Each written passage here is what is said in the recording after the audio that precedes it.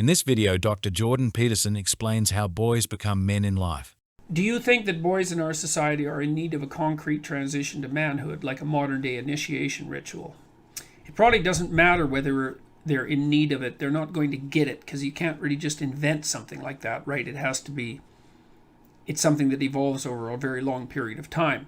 I do think that what they need, and I've really observed this, interestingly enough, in the response that young men have had to my public talks, and probably on YouTube as well, with regards to what I've been saying, because young people have been fed this pablum since the 1960s that the pathway to happiness and freedom in life, first of all, that those are the things that you're really supposed to be after, especially happiness, and that they're to be found in like rights and untrammeled freedom. And that's completely one-sided, because for every right there is a corresponding responsibility, and freedom can be chaos just as much as it can be blissful lack of responsibility and the ability to make hedonic choices one after another.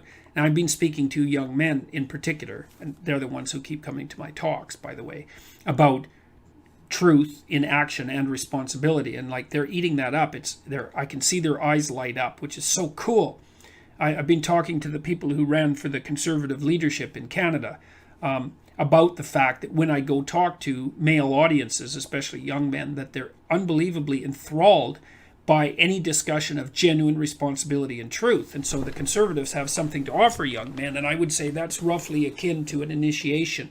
The idea is that at some point you have to tell young men, look, grow the hell up, take on some responsibility, straighten yourself out, act honestly, make yourself into an admirable and powerful character, not because you're domesticated like a bloody puppy or a sheep, but because that's the way to genuine authority and influence and the capacity to do great good in the world. And that's like an exciting call to adventure. And I think that that's a modern, sophisticated, intellectual equivalent to something like an initiation ritual. And so I hope to be like promoting that message more and more.